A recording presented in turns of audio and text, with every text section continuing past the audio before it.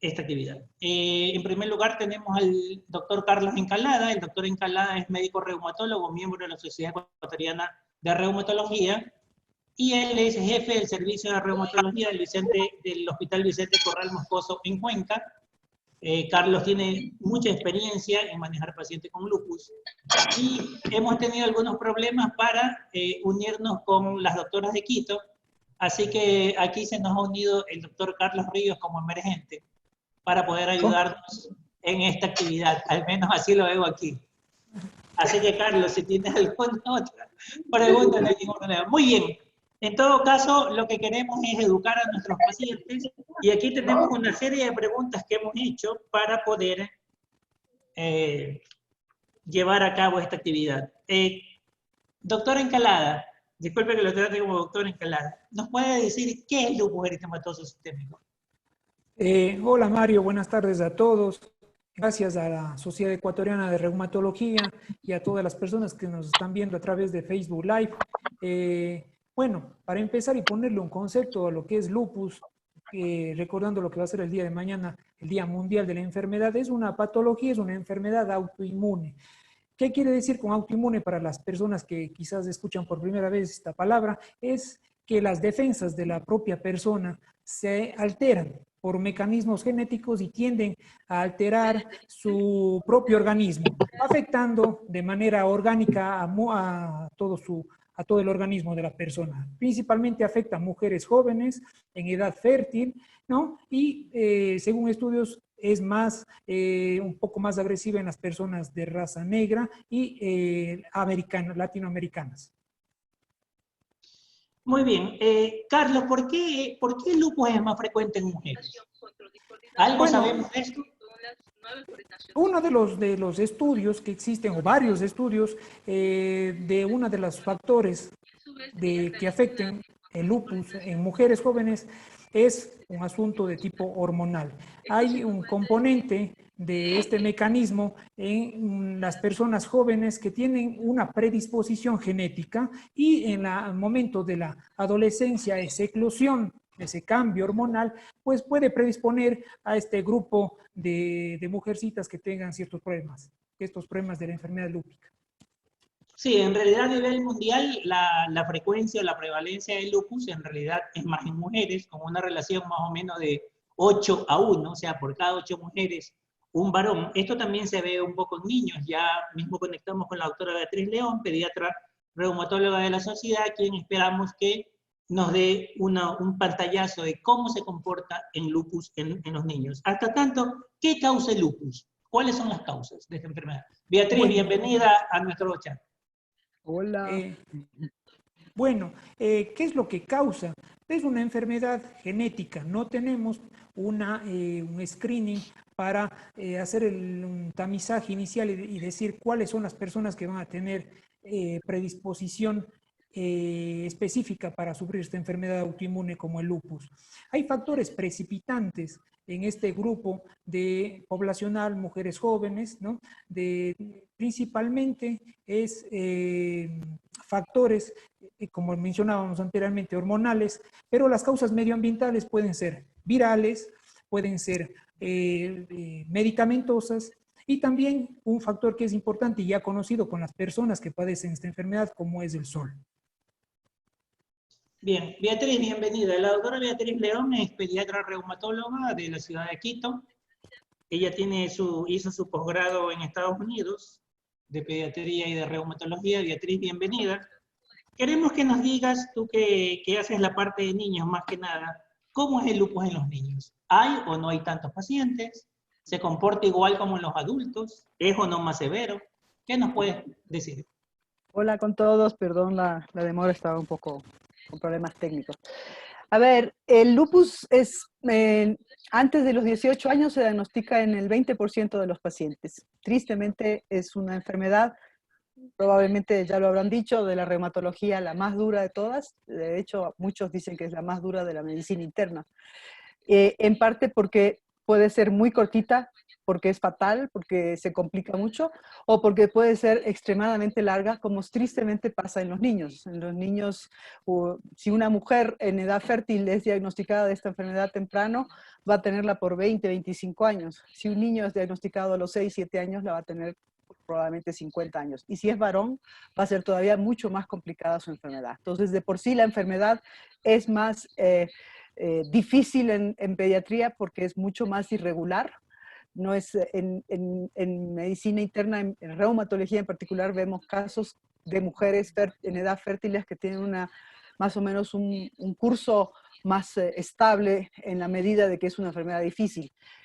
Mientras que en pediatría puede ser 1 o 2 síntomas muy sutiles que incluso pueden demorar mucho en acumular, porque más se habla de acumular los criterios en pediatría más que tenerlos como en adultos, que se tiene de entrada 4, sean de el clínico más 1 de laboratorio y 2 más de los que sean y ya está el diagnóstico. En pediatría casi muchas veces no pasa así, excepto en los catastróficos. Entonces los catastróficos son niños que debutan con un infarto cerebral o que debutan con un problema severo de anemia, que todo el mundo, de citopenias, de baja de células blancas o lo que sea, que parece que es cáncer y termina siendo lupus. Y en fin, hemos tenido dos casos en Quito impresionantes de chicos que tenían una hipertensión de 230/180, algo que casi no está descrito en ninguna parte. Y el muchacho, además, el uno, me acuerdo con tanta impresión, conversaba en terapia intensiva, la pobre cardióloga ya no sabía qué más meterle para bajarle la presión, y la criatura seguía y seguía y seguía. Y ese era su único síntoma, más que se sentía medio raro del dolor de garganta la semana pasada, imagínense, y ese fue el debut de su lupus. Entonces, en pediatría hay esos dramas. Es una enfermedad complicada que va a necesitar tratamiento muy difícil, y difícil en la medida que el estándar todavía sigue siendo una de las medicinas más temidas en pediatría. Y para remate, es una enfermedad que en pediatría al niño o a la niña que empieza con esto le va a durar mucho más tiempo que a los adultos. Entonces es una enfermedad muy complicada. Beatriz, Pero o sea que en los 20%. niños pasa algo parecido a lo que pasa en los adultos. O sea, si bien es cierto, es menos frecuente en varones, pero en varones es más severo. Correcto. De hecho, cuando uno ve en pediatría mismo, si vas a calificar todos los lupus, sin ser pediatra, eres un médico general y le pones de prueba de examen a un estudiante. Le dices, ¿qué va a ser lo más común? Mujer, edad fértil. ¿Qué va a ser lo más difícil? Varón. Más difícil que eso, varón joven. ¿Qué tan joven? Menor de 6 años, frito. Porque probablemente si es menor de 6 años, tiene una inmunodeficiencia asociada que tendrá que ser diagnosticada. Y en países como nosotros, diagnosticar ese tipo de inmunodeficiencia, que generalmente es del complemento o de partes todavía más sofisticadas del sistema inmunológico, son sumamente difíciles de hacer. Bien, gracias Beatriz por tus excelentes comentarios. Otra pregunta, hay muchos pacientes que dicen, ¿cómo puedo saber si mi hijo, pequeño por supuesto, doctor, ayúdeme, le hago algún examen, ¿cómo puedo saber si mi hijo o mi hija también va a tener lupus? ¿Hay alguna manera de saber si algún familiar, sobre todo la mujer que tiene lupus ya y que está preocupada por su familia, por sus hijos, por su hijo, por su hija? Porque siempre hacen esta pregunta, doctor, ¿qué hago? ¿Puedo saber si mi hija va a desarrollar lupus? ¿Hay alguna forma de saberlo? Esa es una excelente pregunta, ya te la voy a contestar y le voy a poner un asociado. Me hicieron este examen y ese examen salió positivo con mi guagua. ¿Será que tiene lupus? Entonces, a ver, en la primera, si uno ve los libros que han sido escritos para poblaciones muy lejanas a la nuestra, vamos a decirlo, a pesar de, como acaba de decir el doctor Encalada, los latinos somos una parte de los que peor lupus tenemos del mundo. Si acaso peor que los latinos tienen los afroestadounidenses. Americanos. Exacto, pero el resto, aquí tenemos afroecuatorianos que probablemente la pasan peor que los digamos que los latinoamericanos que no son afro. Y las muestras de Brasil tienen, pero espectacular cosas sobre eso. Entonces, si uno ve el libro, en el libro le va a decir, o en las estadísticas le va a decir, si tiene una gemela idéntica, 4% de posibilidad. Si es que es mamá, 4% de posibilidad de sus hijas. Y sin embargo, mi estadística es muy bajita, porque yo veo pocos pacientes en comparación a todos los otros centros que hay en el planeta. Y sin embargo, en mi estadística chiquita, tengo 2 gemelas, o sea, 4, y de esos 2, las 2 son no idénticas, porque encima el 4% se supone que es para idénticos. Entonces, estoy segura que en Latinoamérica la estadística no es tan como el resto. Y en lo de mamá a hija, el chance evidentemente está ahí, a pesar de que sea 4%, probablemente es más alto. Es evidente que hay que estar un poco más pendientes, más que hacer exámenes, lo que hay que estar pendientes es de los signos.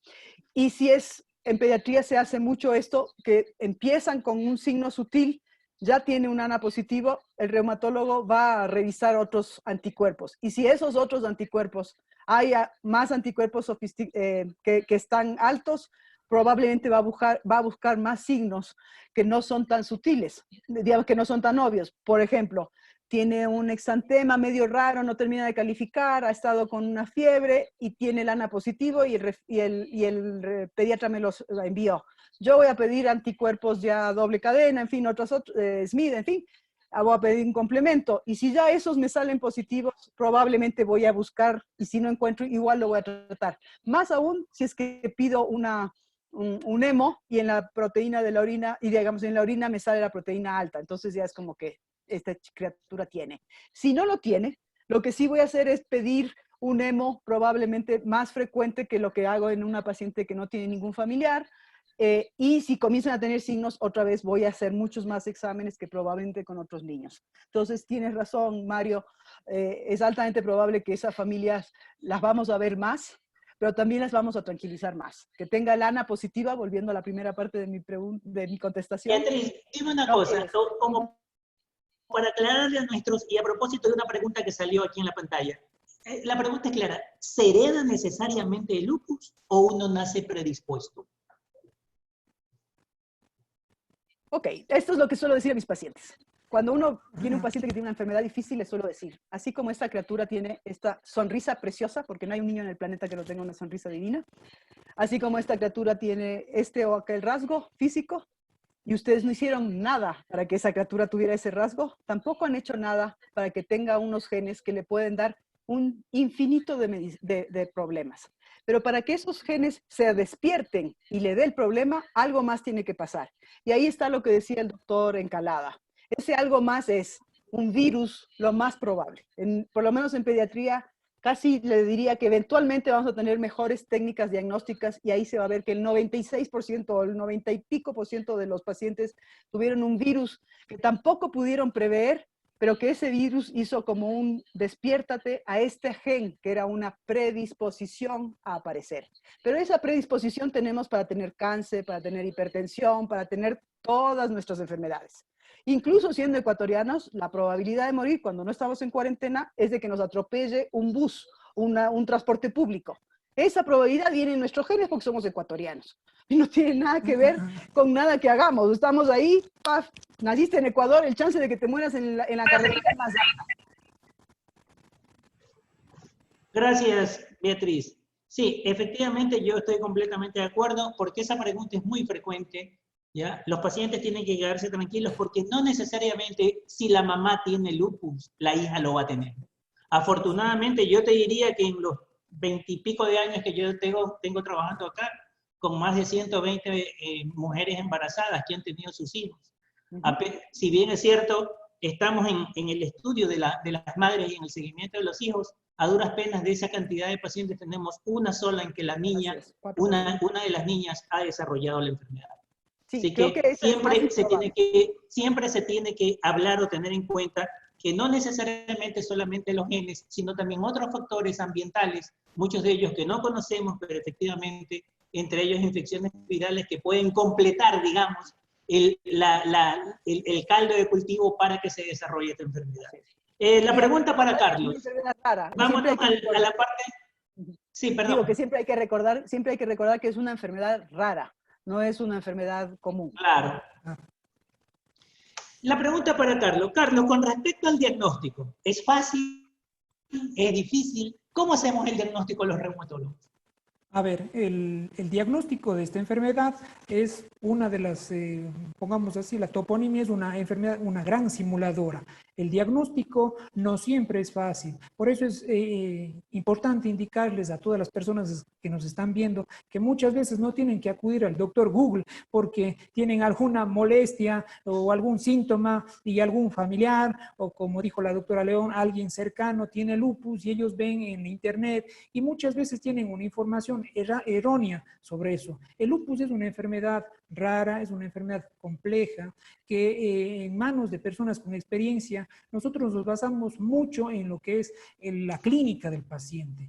Es muy fácil para las personas hoy en día acudir a un laboratorio y hacerse un examen fácil de lo que es anticuerpos y salga lamentablemente por ahí algún resultado falso positivo y la persona tenga ese temor de que está siendo portadora de esta enfermedad autoinmune. No es así. El diagnóstico se basa, como lo dijo la doctora León, en criterios de clasificación que vienen desde el Colegio Americano, indicando síntomas, signos, que como al ser una enfermedad sistémica abarca todos los órganos. La persona puede tener, por ponerles un ejemplo a todas las personas que nos ven, del sistema nervioso central, pueden presentar epilepsia de larga evolución que han sido por ahí tratadas como tal por el neurólogo, pero que tiene ciertas dificultades con su tratamiento de base para la epilepsia y al neurólogo le llama la atención que es recurrente sus crisis convulsivas, por lo cual amerita una investigación un poco más profunda y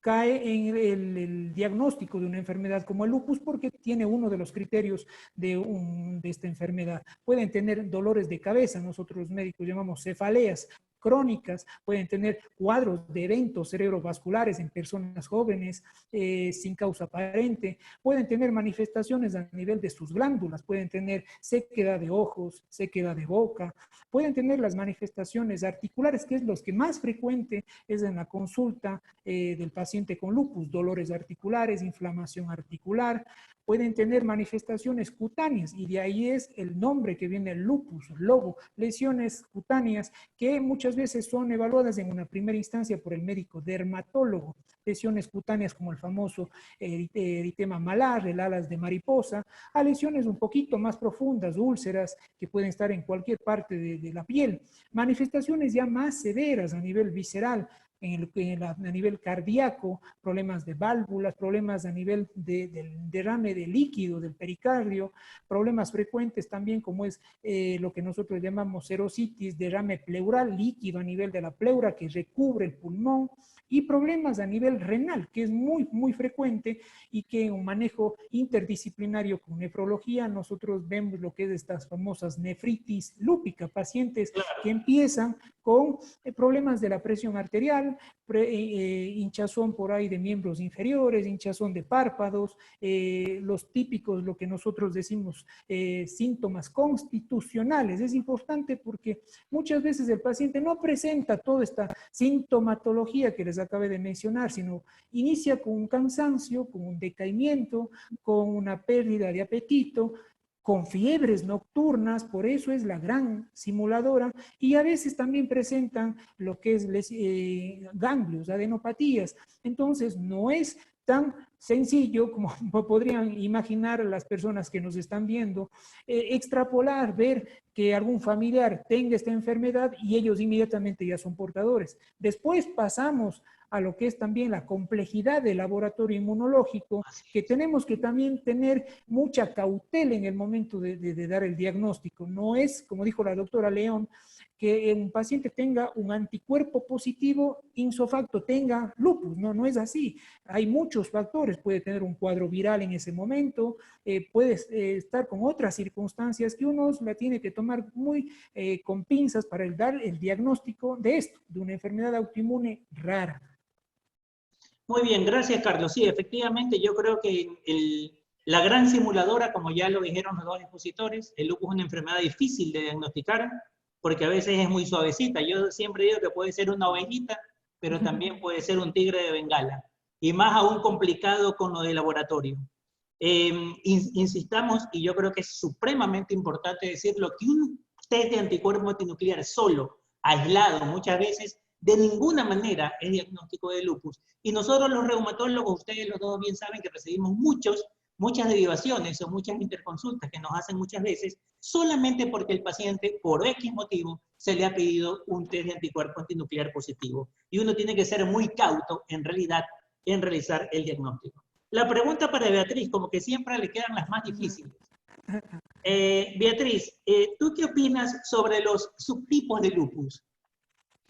¿Es la misma enfermedad con varias formas de presentación o en realidad hay subtipos de la enfermedad? Bueno, hay diferentes enfermedades que tienen el nombre lupus. Por ejemplo, hay lupus neonatal. No es que ese niño tiene la enfermedad sistémica de lupus que conocemos, que probablemente tuvo la mamá, sino que la criatura está haciendo una manifestación que probablemente tiene relación con los anticuerpos que tiene la mamá circulantes, que tal vez ni siquiera son porque ella es per se una paciente con lupus. Entonces, ese es el lupus neonatal. Básicamente los niñitos van a aparecer con manifestaciones en el cuerpo, de la piel, y hay que, bueno, pues diagnosticarlos y verlos, y por suerte pasan unas semanas y generalmente esas criaturas no tienen ninguna enfermedad continua y se recuperan sin ningún problema. Después tenemos otras enfermedades, por ejemplo, el lupus como reacción a un medicamento que haya tomado. Una criatura, y hemos tenido algunos casos súper interesantes de medicinas. Hay unas medicinas muy clásicas, que por suerte en pediatría no usamos tanto, pero sí son clásicas. Las medicinas para el corazón, por ejemplo, algunas, la hidralazina, algunas para la epilepsia, en fin. Pero además hay otras que sí usamos un poco más y que no son tan descritas. Básicamente yo diría, por ejemplo, el omeprazol. Y hemos tenido más de un caso que hace omeprazol, y en realidad el exantema es tan evidente de que parece un lupus, de una reacción dermatológica que está dando esto, que el rato de chequear el particular anticuerpo para reacción medicamentosa lúpica lo vamos a encontrar. Entonces, hay estas diferentes enfermedades, digamos. Hay una enfermedad que es solo de la piel, del lupus. Entonces, esa enfermedad probablemente hay que estar evaluándola por si acaso convierta, pero la gran mayoría de las veces, con suerte, con tratamiento, va a ser más fácil mantenerlo y no va a necesitar mucho más. Así que, si a eso te refieres de los subtipos, creo que sí existen estos otros tipos. Y más vale... Así es, gracias. La pregunta ahora para Carlos. ¿Qué hay con respecto al tratamiento? ¿Es igual en todos los pacientes? No. Hay que ser claro en eso. Como es difícil el diagnóstico de esta enfermedad basados en la clínica, basados en los laboratorios de anticuerpos, el tratamiento tampoco es un traje a la medida para todos los pacientes. Eso es importante porque también piensan que un tratamiento que ahora están, y que a lo mejor ya tú más adelante lo dices, de hidroxicloroquina, todos los pacientes tienen que tomar, dependen del estadio en que estén, dependen de sus valores. Muchos pacientes tienen que consumir unos medicamentos que son los glucocorticoides. Las guías actuales nos recomiendan que el tratamiento, si la enfermedad está en remisión, no utilizarlos. Hay otros medicamentos más potentes que son las famosas drogas inmunosupresoras, que quizás vamos a tocar también el tema más adelante con el asunto del coronavirus, como el micofenolato, mofetil, la azathioprina, la ciclosporina, y algunos medicamentos fuera de línea de tratamiento, como son tratamientos biológicos. Entonces, la gama de tratamiento es amplia, es una polimedicación para el paciente con lupus sistémico, y eso también acarrea la necesidad de que el paciente siempre esté en controles trimestrales o lo que vea más conveniente el médico reumatólogo, para siempre estar chequeando sus valores de función hepática, función renal, porque son medicamentos que se metabolizan, que trabajan a nivel hepático renal. Entonces, esta enfermedad, que es compleja, tenemos que tomarla siempre con la atención que necesita. Carlos, una pregunta que siempre nos hacen, y es el gran problema de siempre, los corticoides. ¿Todo paciente con lupus necesariamente debe recibir corticoides? Bueno, como les mencionaba anteriormente, nuevos estudios y recomendaciones del Colegio Americano de Reumatología indican que si el paciente se encuentra en una remisión permanente con valores estables de su enfermedad inactiva, lo que nosotros llamamos una enfermedad autoinmune en remisión, es idóneo no estar con corticoides. Pero esto es importante un diálogo, una interacción entre el paciente y su médico reumatólogo de confianza, ya que, como les mencionaba anteriormente, son múltiples los órganos que muchas veces un paciente con lupus puede estar afectado y el médico en ese momento puede ver la necesidad, la urgencia de utilizar una dosis. No es malo utilizar corticoides si es que existe un criterio que el médico lo está necesitando por un valor, por una situación, ejemplo, una artritis que tenga un paciente lúpico, va a necesitar una pequeña dosis de corticoides. Muy bien, gracias. Para Beatriz, en los niños es mucho más complicado el tema de los corticoides. ¿Qué ¿Cómo hay no? con los corticoides en pediatría, estimada ¿Cómo no? Beatriz? ¿Necesariamente todos nuestros niños lúpicos, que son más severos, necesitan corticoides? Lo más probable es que sí, es altamente probable que un niño, o sea, le voy a decir, tristemente va a ser excepcional el paciente de pediátrico que no utilice esteroides en algún momento de su tratamiento, sea al momento del diagnóstico o peor cuando tiene las reactivaciones. Lo que sí es que cada vez hacemos más esfuerzo por bajarlos más rápidamente y por incluso tratar de sacarlos. Antes, en cambio, vamos a hablar hace 50 años, el único tratamiento para el lupus era el corticosteroide y ese usaban en dosis tan brutales que realmente los efectos eran devastadores más tempranos que tarde. Además, no teníamos todas las otras maravillas, como bien ha dicho el doctor Encalada, y sobre todo las maravillas baratas como la hidroxicloroquina. Entonces, en ese sentido, sí. Además, en pediatría tienen otros efectos más devastadores. El efecto de crecimiento es catastrófico porque tristemente van a ayudar. Por un parto, la enfermedad, por una parte la enfermedad crónica hace que el niño deje de crecer apropiadamente y por otro lado los esteroides, como se usan por mucho más tiempo del que probablemente digamos, el que necesitan para poder salir de la enfermedad, hace que eso también baje el crecimiento. Entonces, el crecimiento es un problema gravísimo. El hueso, los desarrollos de los huesos, igual que con los adultos, toda la destrucción ósea, incluso en dosis muy bajitas, a largo plazo se acumulan y hacen mucho problema.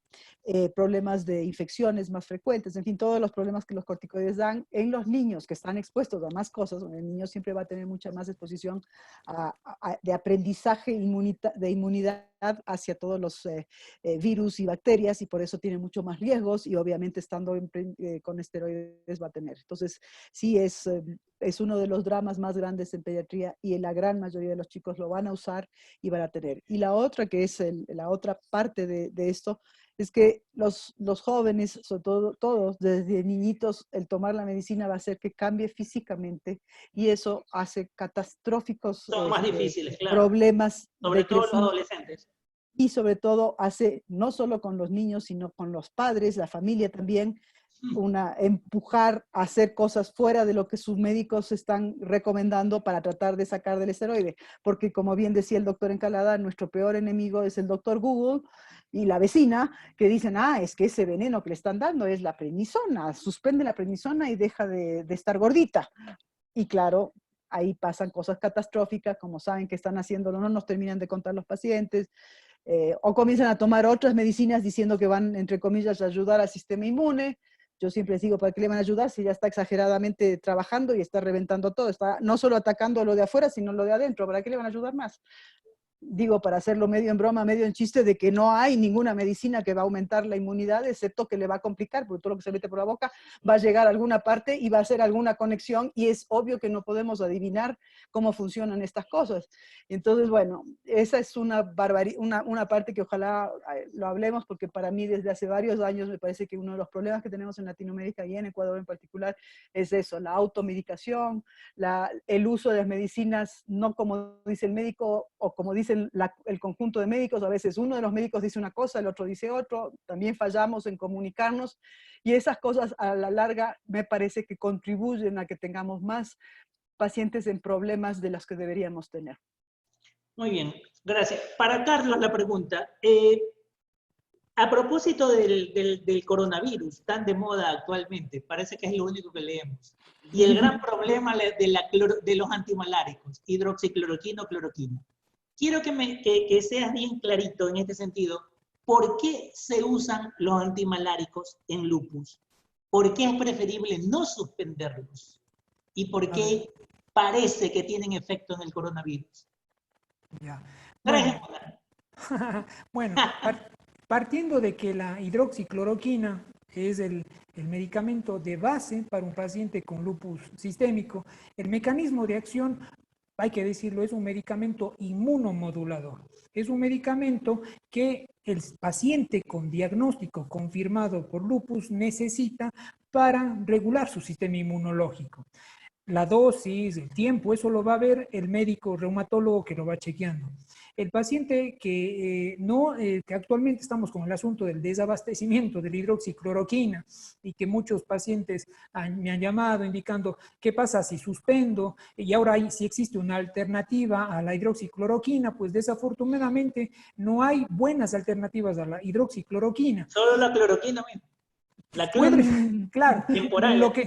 lo que podemos hacer en ese momento, porque es una situación de emergencia, una pandemia, es indicarle al paciente, si tiene acceso a la cloroquina fosfato, que digámoslo así para que nos entiendan las personas, es la madre de la hidroxicloroquina, momentáneamente puede sustituirla y puede consumir, siempre indicando y teniendo esta buena relación con el médico reumatólogo. Ahora, lo que los pequeños estudios han demostrado, ¿por qué está tan en boga la hidroxicloroquina o la cloroquina fosfato para el coronavirus?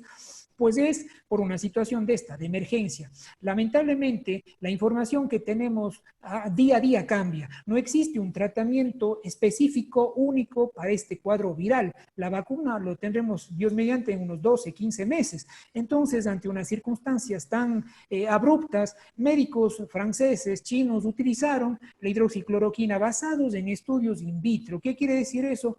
Que vieron que en el laboratorio la hidroxicloroquina o la cloroquina fosfato tenía un mecanismo antiviral, pero vuelvo a repetir, estos son estudios en laboratorio, in vitro. Para utilizar estos medicamentos ya en los seres humanos, nosotros, la medicina basada en evidencia, pasa fases.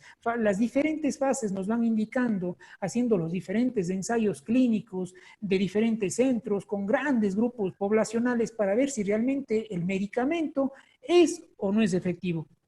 Al día de hoy, como este virus tenemos una catarata de información diaria, vemos que en Estados Unidos, grandes revistas internacionales con ya una gran cantidad de pacientes, no están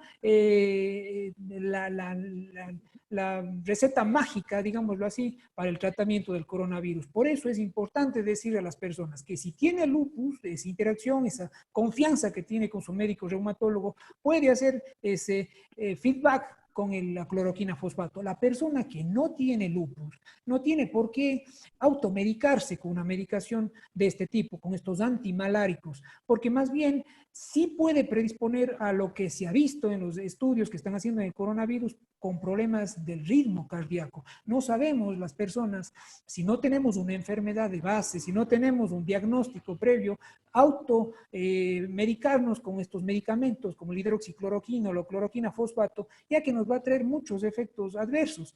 No es así como les indico nuevamente, que la hidroxicloroquina es profiláctica, es preventiva para evitar que nos dé el coronavirus. Es una falsedad total. O sea, el paciente con lupus, con diagnóstico correcto, tiene que consumirla, pero el paciente que no tiene una enfermedad de estas características no tiene que consumirla. Y yo Beatriz, ¿cuál es tu experiencia con los antimaláricos? Porque resulta que nosotros los reumatólogos que venimos usando esto hace mucho tiempo, en realidad casi nunca pedíamos en ambulatorio, en hospitalización sí, un electrocardiograma, pero no lo hacíamos por el antimalárico. Lo hacíamos para ver si el lupus no había dado algún tipo de carditis o inflamado el pericardio, etc. Entonces, ¿cuál ha sido la actitud en ustedes en pediatría con respecto a los niños y el riesgo cardiovascular? Y la segunda es, ¿qué hay con la parte ocular? Porque últimamente también ha habido mucha controversia con oftalmología con respecto a la dosis. Yo en general, perfecto, en general hago, y yo voy a hacer un comentario evidentemente, yo en general hago a todos los pacientes, como bien dices, desde la placa de toras hasta el eco, porque sí hay muchos pacientes que tienen, el corazón es un órgano precioso, la verdad es que aguanta muchísimo, casi tan lindo como los riñones. Los riñones son el mejor órgano que tenemos porque tenemos uno extra, pero el corazón es uno solo y tristemente hay mucha sutileza en la enfermedad cardíaca que a medida que va pasando el tiempo nos vamos enterando. Puedo decir que hace 20 años, cuando recién era residente de reumatología pediátrica, no hacíamos todos los ecos que hacemos ahora. Ahora yo lo hago del diagnóstico casi siempre y además lo hago de seguimiento en algún momento durante los primeros años y depende si hay dudas, lo hacemos más cómodo. Somos mucho más libres en eso. También es mucho más barato en el Ecuador y es mucho más fácil hacer ecos que en Estados Unidos, entonces me parece que eso también ayuda. Así que sí, esa es una ventaja, entonces evidentemente si me dicen hay un problema de arritmia, ya voy a estar mucho más cauta de no usarla. La hidroxicloroquina la usamos en pediatría igual que en adultos, mucho. Los ojos sí, hace mucho tiempo que eso sí en pediatría se hacía siempre, desde el primer día que yo entré al servicio teníamos que hacer controles regulares y es porque hay mucha experiencia en otras enfermedades reumatológicas o de niños que pueden causar problemas de ojos, entonces somos mucho más, seguimos mucho más. La uveitis es una enfermedad muy grave en la artritis de los niños que no la ven tanto los adultos, entonces somos mucho más reumatólogos pediátricos, somos un poco más cuidadosos, más que cuidadosos, más nerviosos y buscamos más al oftalmólogo. El comentario que quería hacer es, yo he sido muy activa, soy muy activa en Twitter y desde el día uno... Me he dado cuenta. Y desde el día uno he estado dando una guerra muy fuerte porque desde el día uno he tenido, como el doctor Encalada, el problema de pacientes angustiadísimos porque no encuentran su medicación. Y desde el día uno veía que no habían estudios que valgan la pena para hacer todo lo que se ha hecho con esta medicación. El primer estudio que salió y del cual partió todo esto es un estudio en un plato Petri, o sea, pusieron unas células ahí, tenían COVID, y le echaron hidroxicloroquina y las tipas se murieron. Después le echaron la medicina para los piojos y también se murieron. Y yo estoy a un tris de echarle un poco de shampoo, nomás que me da miedo, porque si hago eso, hay gente que es capaz que se va y se toma el shampoo. Entonces estoy pensando, ¿qué le puedo echar que no haga daño a ese plato Petri para que la gente entienda que una cosa es estar in vitro, que no es en vivo somos nosotros. Y la hidroxicloroquina tiene como unas, no 500, vamos a hacer unas 18 funciones, mecanismos de acción. Y entonces es una medicina realmente maravillosa. Es una medicina espectacular para la malaria. No quiero ni pensar cómo estará el programa de malaria en el Ecuador si nosotros como reumatólogos tenemos pocos pacientes en relación a otras enfermedades infecciosas como la malaria, estamos como estamos. Es una medicina que hasta baja la glucosa, mejora, qué sé yo, hay estudios que muestran que mejora la posibilidad, disminuye tu posibilidad de tener cáncer. O sea, es realmente o trombosis, por supuesto. Entonces, hepatoprotector. Mi Piel, articulaciones. Justo lo que estás diciendo. Viven más, menos tasa de daño renal. Así es una medicina espectacular. Entonces yo pienso que las personas que tienen COVID, lo que vamos a descubrir en este tiempo es que quienes sean infectados con este coronavirus, con el SARS-CoV-2, hay un espectro de tu reacción hacia el virus, algo que es muy distinto a cómo funciona la influenza, por decir la más común que podríamos reconocer. En el COVID funcionamos diferente y mi gran ilusión es que cuando acabe esta bobera vamos a tener unos kits que podemos pinchar el dedo y ver cómo es nuestro sistema inmunogenético. Esa es mi ilusión de esta porquería, de esta pandemia infernal. ¿Por qué? Porque si podemos ver cuál es el paciente que va a hacer la reacción vascular, porque hay unos pacientes que se mueren porque hacen trombosis, hay otros que se mueren porque hacen una vasculitis espantosa. Lo cual seguro está determinado en parte por la genética, claro. Exacto, entonces es una reacción inmunogenética que te hace tener un problema en el pulmón que no es solo de la infección, sino la fibrosis por la respuesta inmunológica en tu pulmón. Pero hay otros pacientes que hacen una tormenta citoquímica. Las citoquinas, como sabemos los reumatólogos, son estos químicos que sueltan nuestras células para producir más células, para ayudar a mejorar nuestra función de defensa contra algo que nos está atacando, sea eso cáncer o un virus, o sea una enfermedad reumatológica. Entonces, estas citoquinas están por ahí. Y parte de lo que hacemos como reumatólogos es decirle, cálmate, no necesitamos tantas. Y ese equilibrio es el que hace que la persona con una enfermedad reumatológica se apague un poco su enfermedad sin estar con una predisposición a infecciones muy alta que le haga morirse por cualquier infección. Ese equilibrio también se daña en algunos pacientes con el COVID. Entonces, yo lo que pienso es que la hidroxicloroquina en unos pacientes funciona porque les está ayudando en ese camino. Pero ese es un porcentaje que cuando tengamos millones de estudios, que tristemente, ahora hay muchos estudios, pero hay que decirlo, son muy malos. O sea, Claro, tenemos casi 3 millones de por lo pacientes. rápido. Pero claro, 3 millones de pacientes y es increíble que por un estudio de 7 pacientes se use una medicina. Eso es algo que no debería pasar con nada, mucho menos cuando tienes 3 millones de pacientes. Y sin embargo pasa. Y es por la ansiedad, es por la ilusión de tener una cura, la ilusión de tener una vacuna. La vacuna no va a venir, o sea, si es que tenemos, hay que pensar que tal vez la vacuna no sea la solución. Tal vez hayan otras soluciones, pero puede ser que no sea. O sea, hay que pensar que hay virus que hasta el día de hoy no tenemos vacunas, el VIH para esto. Entonces, este es un virus muy difícil, no es un virus común. Además, es un virus que encuentra la falla de cada uno de nuestros sistemas. Entonces, 85% de personas tomaban el virus, de ese 85 la mitad tuvo gripe, hay otra mitad que ni siquiera se dio cuenta que tuvo el virus.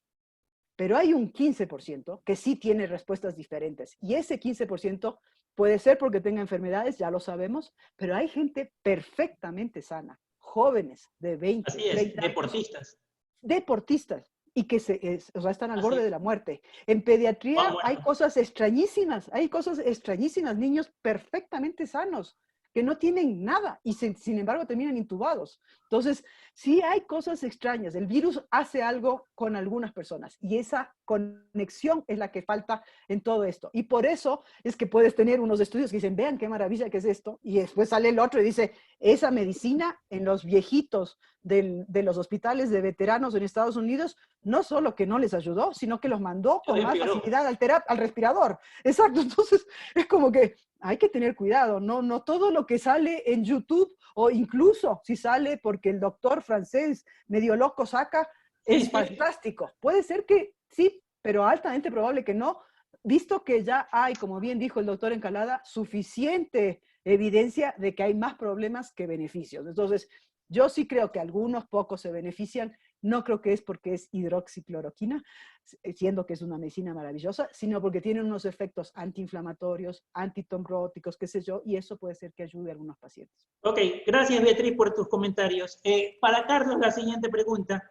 Habitualmente le hemos venido recomendando desde que la conocemos a los pacientes con lupus que se protejan del sol, que usen bloqueador, etcétera, etcétera. Y resulta que ahora sabemos también que incluso en Ecuador tenemos hipovitaminosis D. Baja vitamina D, incluso en Ecuador, donde tenemos bastante sol en la costa y en la sierra, protéjase del sol, use bloqueador, etc. ¿Qué hay de esa relación de vitamina D con lupus? ¿Por qué los lupólogos y los reumatólogos siempre le recomendamos a nivel mundial a nuestros pacientes tomen vitamina D? Carlos, para ti la pregunta.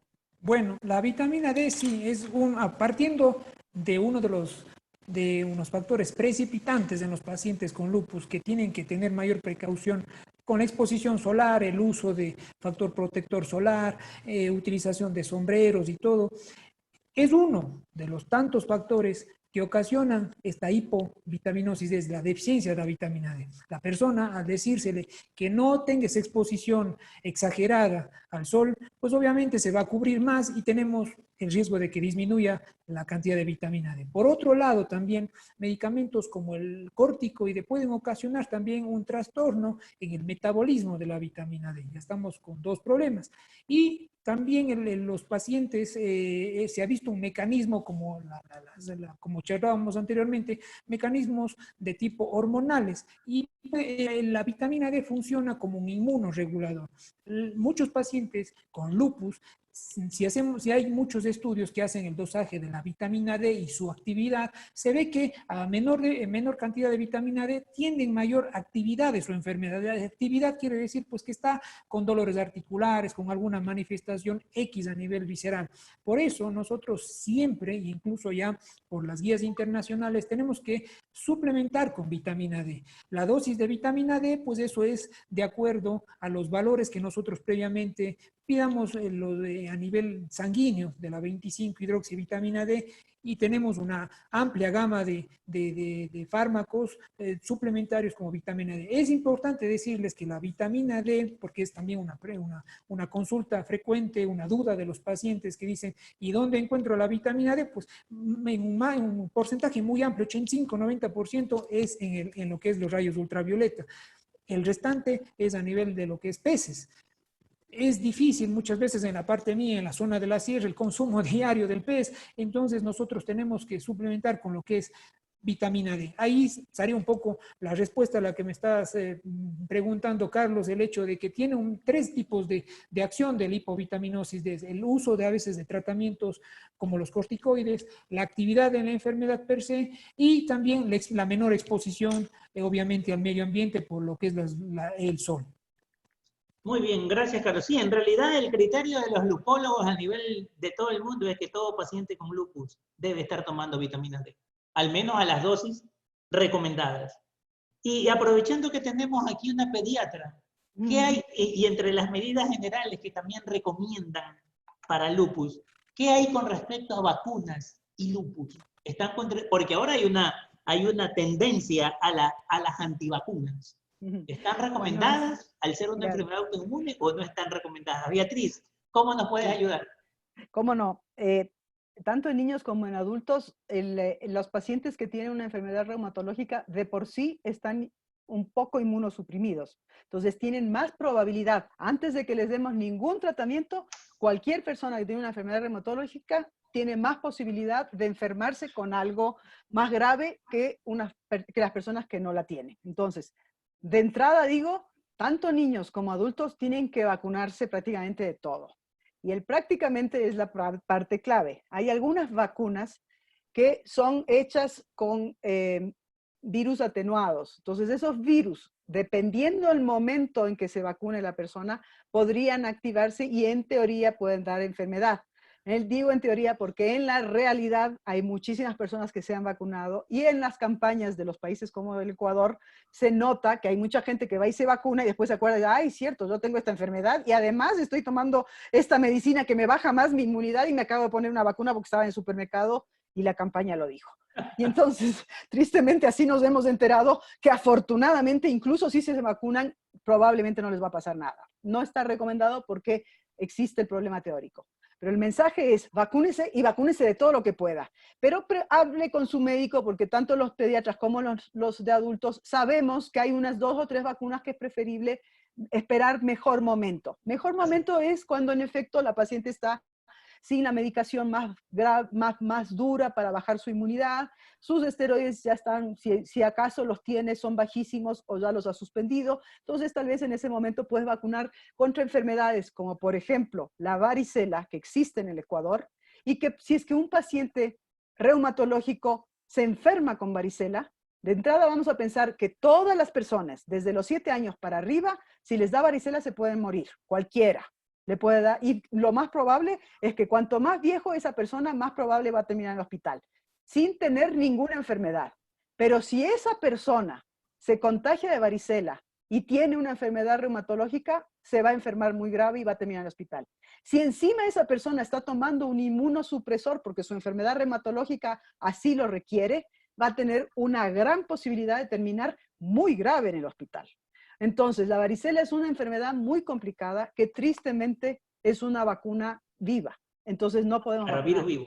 Toda la familia de esa persona que tiene lupus o que tiene artritis reumatoidea, toda la familia tiene que estar vacunada contra varicela. Porque si alguno de ellos se la pesca, van a contagiarle y van a matar a la persona, o por lo menos no la van a matar, evidentemente es algo que uno no quiere, pero tiene mucho más riesgo de molestar. La razón de que existan antivacunas es porque hubo un delincuente, que es el doctor Wakefield, que no es doctor ya porque le retiraron el título, que se inventó, literalmente hizo todas las cosas más antiéticas que el planeta pueda hacer para hacer algo tan dañino, porque es una de las cosas, probablemente es el personaje que más daño ha hecho a la pediatría y al mundo del planeta, solamente por hacer una mentira y mantener la mentira por 20 años. Este infeliz se inventó para ganar el plata un cuento. Y el cuento era de que si te vacunaban contra una vacuna X, a tu hijo le iba a dar autismo. eso es mentira, ya está recontraprobado, y además la revista muy buena que publicó este artículo, finalmente dijo, nos equivocamos, y a raíz de ese error, hoy sabemos que habían un montón de personajes que firmaban artículos sin haberlos ni leído. Así de malo, también hemos metido la pata. O sea, no podemos decir que los científicos no hemos sido unos claros y que los médicos. Hay un montón de médicos que han hecho cosas horrorosas.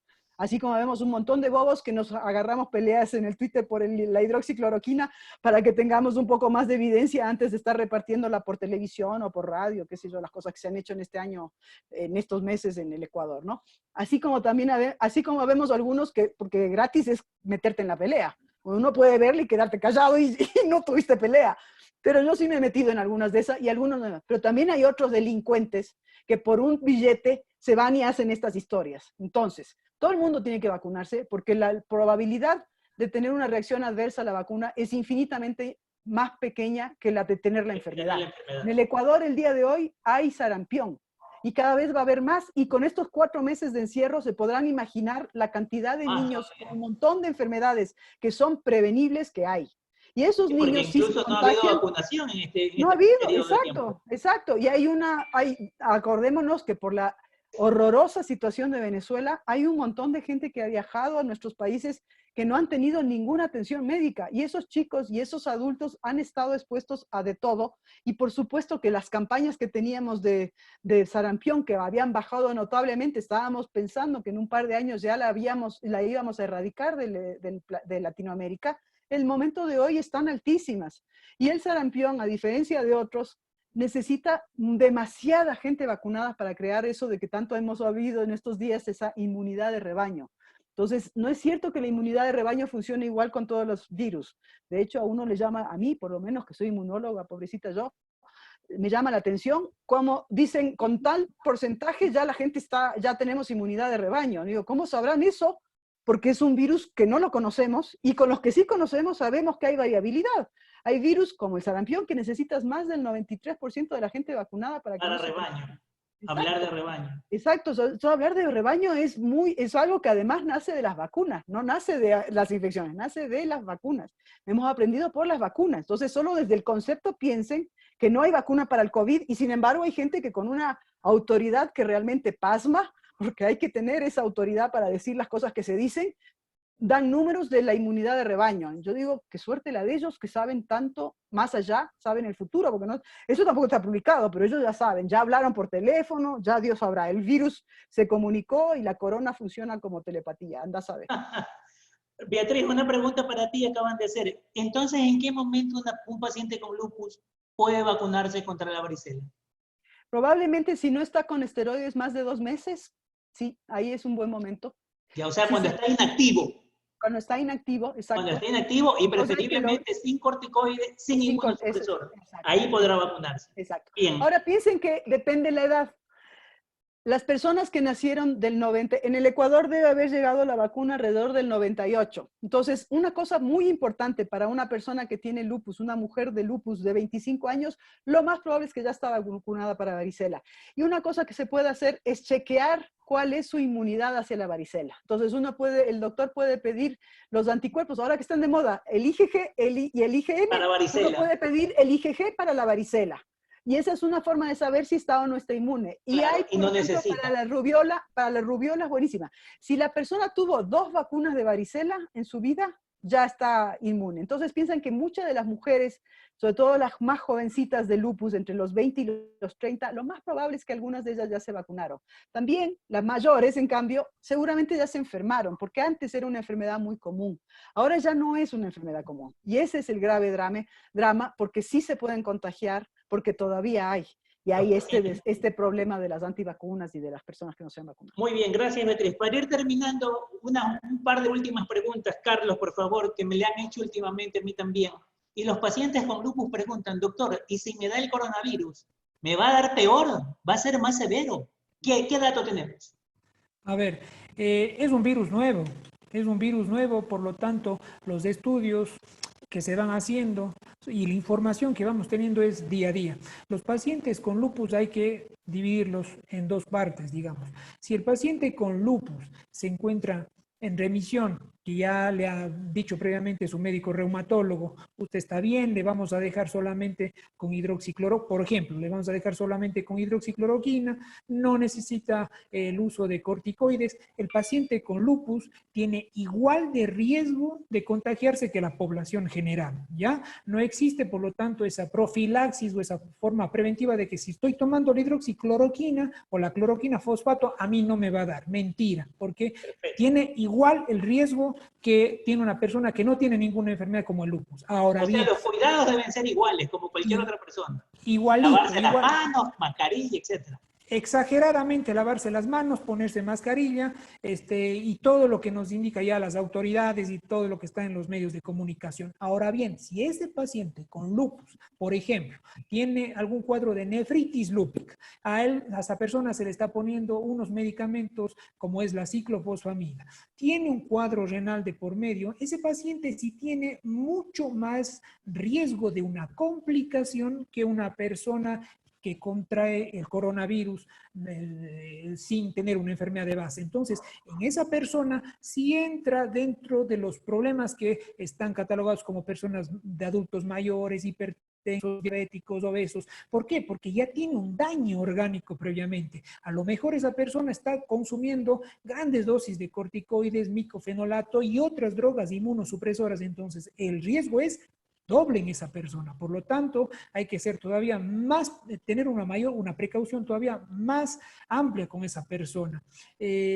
Tratar de no suspender los medicamentos que viene consumiendo, es importante indicarles a todas las personas que nos están viendo. Eso podría aclararles un poco más en el sentido de que no por estar tomando un medicamento como la hidroxicloroquina o la cloroquina, yo estoy inmune, a mí no me va a dar y salgo sin mascarilla, salgo sin guantes, no me lavo las manos porque yo estoy tomando la hidroxicloroquina y a mí no me va a dar el coronavirus. Falso. Tiene igual de riesgo que la población general. Por eso, más bien sí, sigamos todo lo que es las medidas de precaución que ya nos indican las autoridades. Beatriz, ¿algún comentario con Sí, respecto? quiero Claro, ya te comentar, estabas viendo que estabas alzando la mano. hay un registro global de pacientes con enfermedades reumatológicas. Gracias, sí, el Global Alliance. Así es, y además es un registro muy interesante porque el paciente puede acceder, entonces, de hecho puede acceder a todo el mundo, pero los pacientes pueden escribir, inscribirse, en fin, a tener mucha información. En ese registro ya hay más de 500 pacientes y han mostrado que en efecto hay muchísimos pacientes, la gran mayoría, que están tomando hidroxicloroquina. Y lo que dice el doctor Encalada es cierto, hay unos que incluso pensaron que estaban inmunes y ahí está la metedura de pata, pensando que la dosis que toman los pacientes reumatológicos es continua, porque la profilaxis que se inventaron es una dosis media rara también. Entonces, concuerdo plenamente, no, o sea, por lo menos sabemos que no es 100% bueno para la profilaxis porque ya los pacientes que la estaban tomando se han infectado. Segundo, que es en este registro se ve, es que muchos más pacientes jóvenes, o sea, los reumatológicos, siendo jóvenes, terminan hospitalados. El 45% de los pacientes con enfermedad reumatológica con COVID se hospitalizan. Así que no hay suficiente forma que todos los médicos podamos decir del riesgo de que si se enferme esté muy grave. Tristemente, también hay más alto porcentaje de pacientes jóvenes con enfermedad reumatológica que fallecen.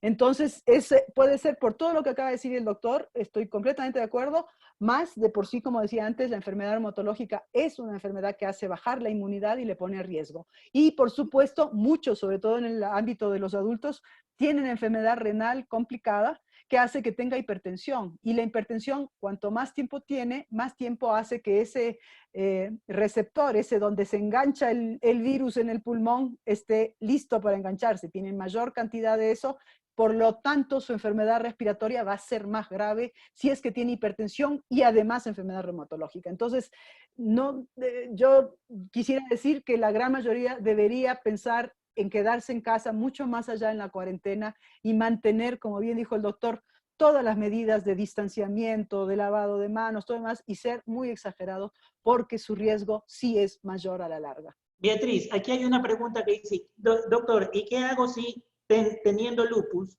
estoy tomando un inmunosupresor tipo micofenolato, tipo azatioprino, metotrexato y me diagnostican COVID? ¿Qué hago con ese medicamento? Ah, esa sí es una pregunta gravísima. Primero, él no va a ser, esta persona, esa mujer, esta persona con COVID, lo que va a hacer es, va a tener por lo menos 2 doctores metidos en su tratamiento. El reumatólogo, más quien sea que le está tratando el COVID. Y entre los 2 y el paciente, entre los 3, van a estar trabajando para ver si pueden subir o bajar las medicinas. A todos los pacientes que están ahorita tomando su medicación, la siguen tomando.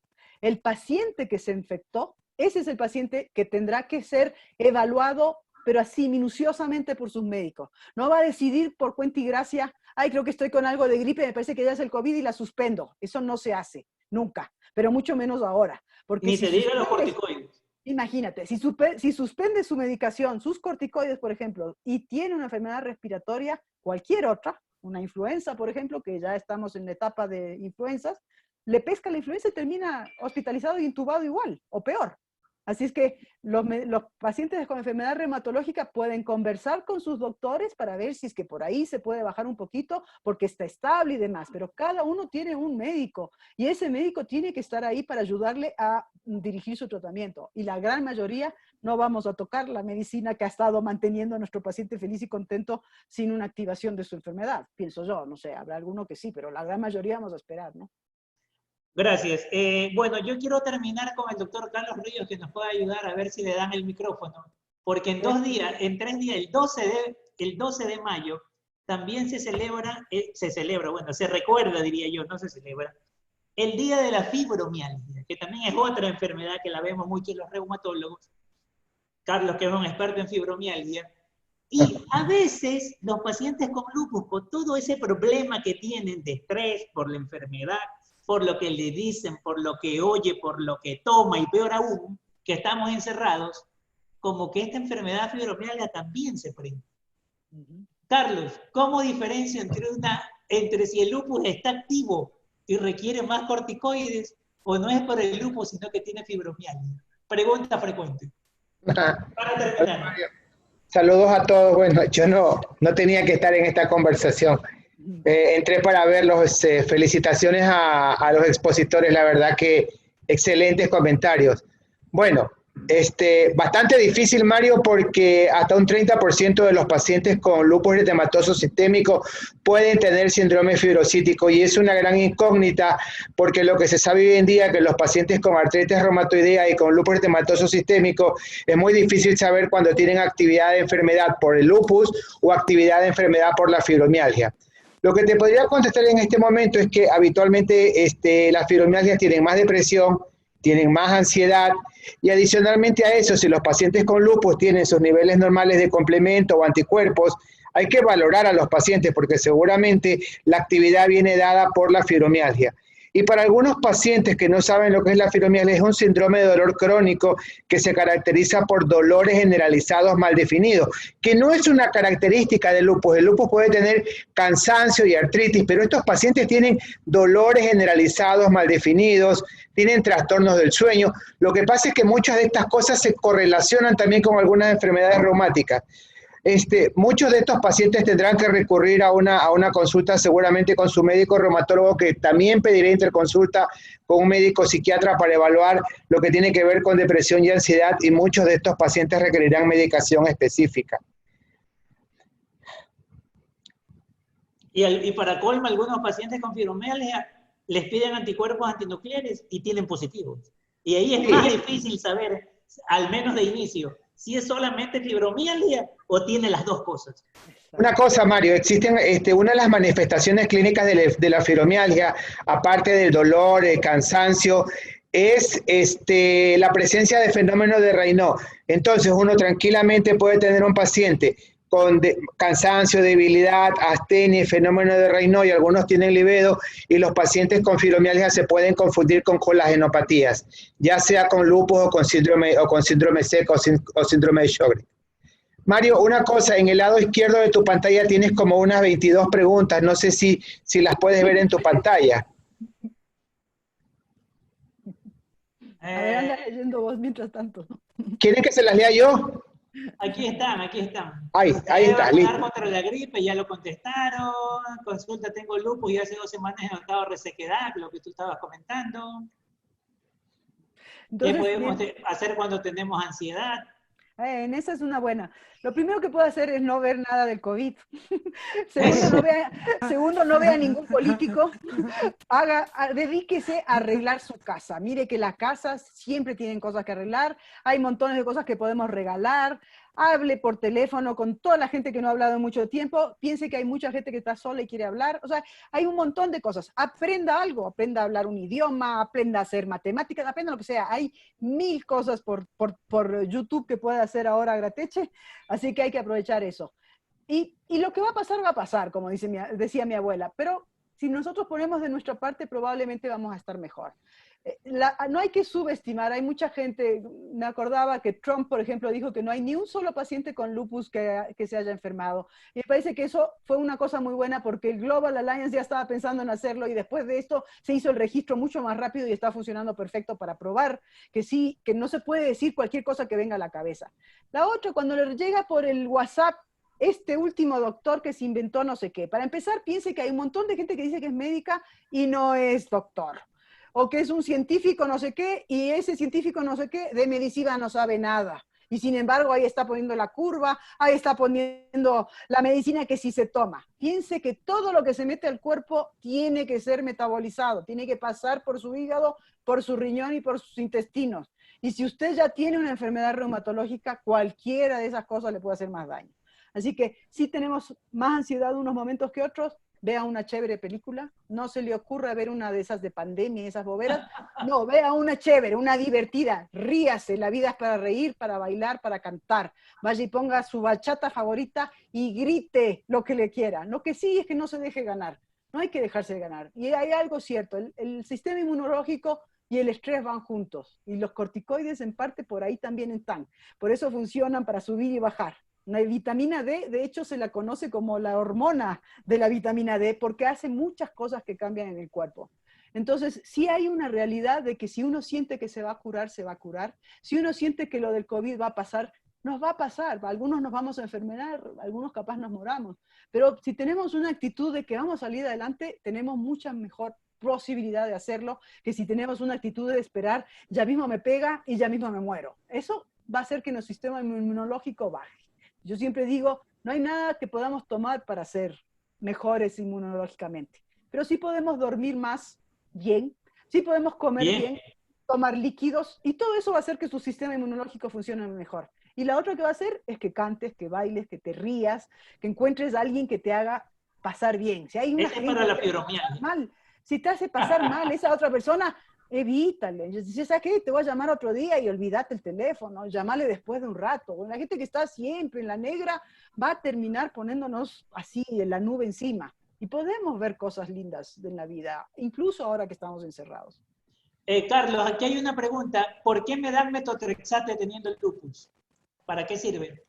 Bueno, es muy amplio, o sea, el metotrexato, a diferencia de la hidroxicloroquina o la cloroquina fosfato, es un medicamento inmunosupresor, es decir, que va a tener que atender a deprimir lo que es la parte hematológica, glóbulos rojos, glóbulos blancos, plaquetas.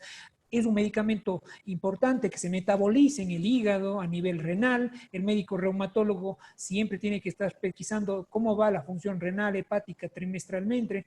Entonces, mal haría yo en decirle, ¿por qué le dieron metotrexato? Generalmente el médico reumatólogo, de acuerdo a las circunstancias que ve en el examen físico del paciente en ese momento, por ejemplo, puede tener alguna inflamación articular. Es un medicamento que se lo utiliza para un brote articular en un paciente lúpico. Si tiene alguna otra manifestación, en ese momento el médico reumatólogo utiliza ese medicamento. Es más extrapolable, digamos así, su uso en lo que es la artritis reumatoide. En el lupus generalmente es un cuadro más de artritis lúpica, pero se puede utilizar en otras circunstancias de algún otro compromiso, pero eso es de acuerdo a cada persona porque no existe un traje a la medida. Todo paciente que tiene ya el diagnóstico correcto de lupus sistémico va a tener diferentes tipos de tratamiento y ahí la importancia de que no se automediquen, no, si una persona con lupus toma X medicamento no es el mismo para todos. Es importante decirlo eso, tener la confianza con el médico reumatólogo y los exámenes rutinarios para ver cómo va, cómo está su sistema inmunológico, cómo está su enfermedad autoinmune. Beatriz, comentarios aquí hay chiquititos. una pregunta que dice, ¿la púrpura se puede transformar en lupus? La púrpura trombocitopénica seguramente se refiere. Así es, Bueno. exacto. De hecho, sí. Y hay algunos pacientes, ahora no son todos, la gran mayoría no lo hacen, es menos de 1 en cada 4, pero sí, en los niños a veces empieza, como les decía al principio, puede Debuta. empezar con 1 o 2 y después de un tiempo, incluso de años, puede convertirse. Por eso a esos niños los seguimos generalmente. Y el comentario que quería hacer es, no sé si en adultos se hace, pero en pediatría se piensa mucho que el tratamiento del lupus en particular va muy dirigido a cuál es la característica fuerte de ese paciente. Y en pediatría pasa que el paciente parece artritis reumatoidea, se comporta como artritis reumatoidea y le hemos estado dando metrotexate, se pone mal, le cambiamos a un biológico para su artritis reumatoidea y sigue, y después sus anticuerpos realmente ahora son muy positivos o Mira. comienzan a tener Sí, y migra. Un viraje. Se llamaba Rupus, se llama Rupus, Sí, que es tal artritis cual. reumatoidea. Bueno, te Sí. digo algo que nosotros tenemos en la serie que tenemos nosotros, más o menos unos 10 a 12 pacientes que tienen esos criterios. Que Y tienen vas la a ver que son más superposición de jóvenes, adultos, generalmente son gente que artritis reumatoide con lupus. exacto, y han debutado generalmente como artritis, y generalmente son más jóvenes y después van como que migrando allá. Y de hecho, cuando estás tratando, si lo tratas típico lupus con medicinas como ciclofosfamida, no van bien, o sea, porque necesitan su medicina para controlar la parte de artritis que el metrotexate pudo haber tenido control. Entonces yo quiero decir, igual que el doctor Encalada, confíen en sus médicos. Por último, díganle, no estoy tan segura, hablen, los pacientes tienen que decir lo que dudan, volver a repetir. No saben cuántas veces los pediatras escuchamos todo el tiempo, pero es que sigue con el esteroide, ya no se lo puedo parar. Y nosotros como pediatras a veces nos olvidamos de decirle, yo sé que está con eso, yo también lo quiero parar, lo vamos a disminuir, lo vamos a hacer, vamos a intentar esto. Tienen que hablar con sus médicos para ajustar las medicinas. Ninguna enfermedad reumatológica, mucho menos el lupus, es una enfermedad que se trata igual por 7 a 10 años seguidos. Sus médicos van a seguir chequeando laboratorios porque tienen que ajustar su medicina a la enfermedad que tienen. Le tiene que hacer exámenes físicos, no es una enfermedad que, bueno, voy a hablar por teléfono una vez cada año y ya veremos para que me vuelva a hacer la receta. Como algunas personas piensan que las enfermedades crónicas funcionan así y no funcionan así. Así como la hipertensión, por más que esté controlada, igual tiene que ver a su cardiólogo, a su medicina interna, a su doctor. En esta mucho más. Estas son enfermedades sutiles que necesitan más calibrar, y como los doctores de adultos nos han enseñado a los pediatras, hay que ir más hacia el target, tratarlo de acuerdo a lo que tienen y tratar de disminuir lo más posible la medicina.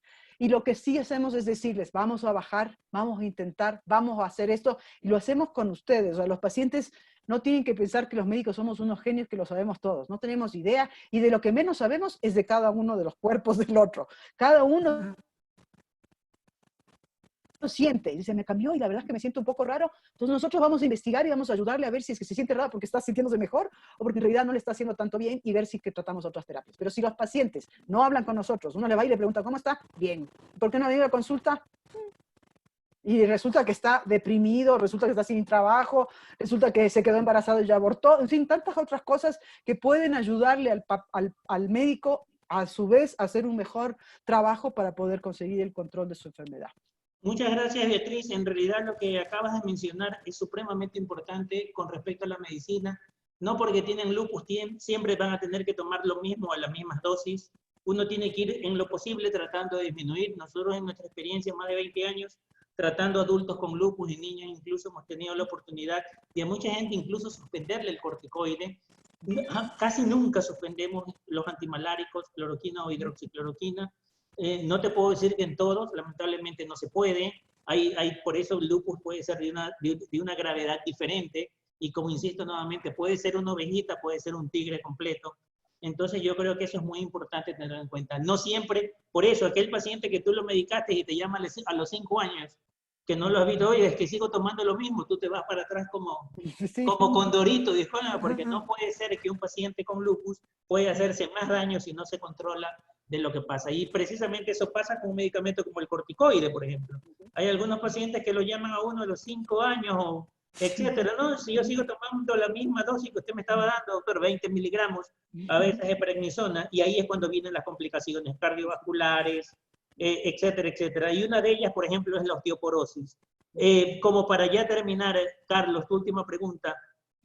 ¿Se ve osteoporosis en los pacientes con lupus sabiendo que ellos son un poco más jóvenes? Claro que sí, no tiene nada que ver el hecho de la edad, es como acabaste de decir hace un momento atrás, el uso del corticoide. A mayor dosis de corticoide, mayor riesgo de un cuadro de osteoporosis. Por eso es importante la pesquisa de los pacientes, no por la edad, sino un paciente con lupus y el uso prolongado en dosis altas de corticoide, hacer una pesquisa no solo de la vitamina D a nivel sanguíneo, sino también si ve conveniente el médico reumatólogo, alguna densitometría, incluso para nosotros ya utilizar medicamentos como los bisfosfonatos para evitar este cuadro que es la osteoporosis. Y ahí es importante también suplementar con vitamina D. Como les decimos, todo paciente con vitamina D a su medicamento inmunosupresor o inmunomodulador o corticoide tiene que tener un suplemento vitamínico tan esencial como es la vitamina D por los factores de inmunoregulador y por el hecho de que no tiene esta exposición al sol. Entonces, si hacemos, no es un factor de la edad, incluso nosotros tenemos ciertas tablas que manejamos y en esas tablas, en los pacientes que tienen predisposición a lo que es la osteoporosis, está el uso y la dosis prolongada del consumo de corticoide. Entonces, son pacientes que tienen mucha predisposición a ello. Sí, e incluso la solicitud de una densitometría ósea para poder diagnosticarla, porque muchas veces nos olvidamos creyendo o pensando que porque son jóvenes, incluso niños, hemos tenido la oportunidad de ver incluso osteoporosis en niños con fracturas vertebrales, de tal manera que hay que tenerlo en cuenta, esta enfermedad. Bueno, yo les agradezco muchísimo a todos, les voy a dar un minuto a cada uno para podernos despedir y por supuesto desear a todos nuestros pacientes que hayan sacado provecho de este conversatorio y a su vez aprovechando también a todas las madres. Beatriz, Lisette, Karen, un feliz Día de la Madre para mañana. Que pasen muy bien. Unas últimas palabras de despedida de los expositores. Carlos Encalada. Agradecer a la Sociedad Ecuatoriana de Reumatología por este apoyo a la comunidad, que es importante que tome un poco de conciencia sobre esta enfermedad rara, pero que es muy importante como es el lupus sistémico. Y de la misma manera, tener esa confianza con su médico reumatólogo de cabecera. De la misma manera que tú, Mario, desearles a todas las mamacitas que nos están viendo por el Facebook Live un hermoso día el día de mañana, pese a toda la situación que estamos pasando. Lo más importante es siempre ser positivos, tener el ánimo, tener mucha fe en las personas que tenemos fe y esto va a salir adelante. Festejemos el día con armonía, con alegría, con felicidad. Un saludo y muchas gracias a la sociedad. Gracias, Beatriz. Yo también, qué lindo que hayan hecho esto. No quiero dejar de decir que hay que hacer ejercicio, aunque estemos encerrados, nos podemos mover. Esa es la forma en que el calcio y la vitamina D también van a ayudar un poco. Si pueden salir a la terraza, al jardincito, tomar un poco de sol. Fantástico. La segunda cosa que quiero decir es, por supuesto, a todas las mamás, la mía misma, que mañana estaremos llamando más de una vez, podemos conversar con ellos, poner el chat ahí y comer al mismo tiempo para no dejarlas solas. Pensemos que nuestras mamás, sobre todo, van a tener que estar más tiempo encerraditos porque es una enfermedad más complicada para las personas que tienen más problemas. Confíen, como dice el doctor Encalada, en sus médicos. Si su médico le dice algo que usted está dudando, no diga, ay, me dijo esta bobera y me voy a otro. Dígale, oiga, no me parece, y para que le explique mejor. Y por último, los médicos a veces nos equivocamos y a veces reconocemos. Pregúntele, diga, vea, usted me dijo eso, ¿no será que hacemos aquello? Hable con su médico, no tenga pena, no tenga vergüenza, y sobre todo, si es que algo no le sienta bien, converse, y por último dígale, quisiera hablar con otro reumatólogo en el peor de los escenarios. Lo que sí no haga es tomarse usted la decisión de hacer cualquier tratamiento o de suspender el tratamiento, lo que sea. Y por último, son días difíciles, nuestro país va a sufrir mucho y estamos empezando a ver el sufrimiento en la parte de la enfermedad. Después nos tocan las otras partes, las sociales, las económicas y todo lo demás. Sí van a haber cosas nuevas y ojalá lo que más tengamos, sobre todo los médicos y los pacientes que han tenido enfermedades crónicas, es una capacidad de abrir nuestros corazones, de ser más solidarios para que este país, con nuestro apoyo, no con nuestra crítica, con nuestro apoyo, con lo que podamos dar, salga adelante. No esperemos que alguien más nos solucione, porque está visto que eso no, es muy difícil que pase. Pero creo que de poco a poco, entre todos, sí lo podemos sacar adelante, si ponemos, como bien dice el doctor Encalada, esa actitud positiva para salir y para... Muchas gracias, Beatriz. Carlos Ríos, nuestro invitado de última hora con la fibromialgia escapular. Tú como coordinador de la SER. Bueno, para mí ha sido un placer poder participar de última hora. Me alegro de verla, Beatriz, tan recuperada. Realmente ha sido fantástico verte, Beatriz, igual que a Carlos.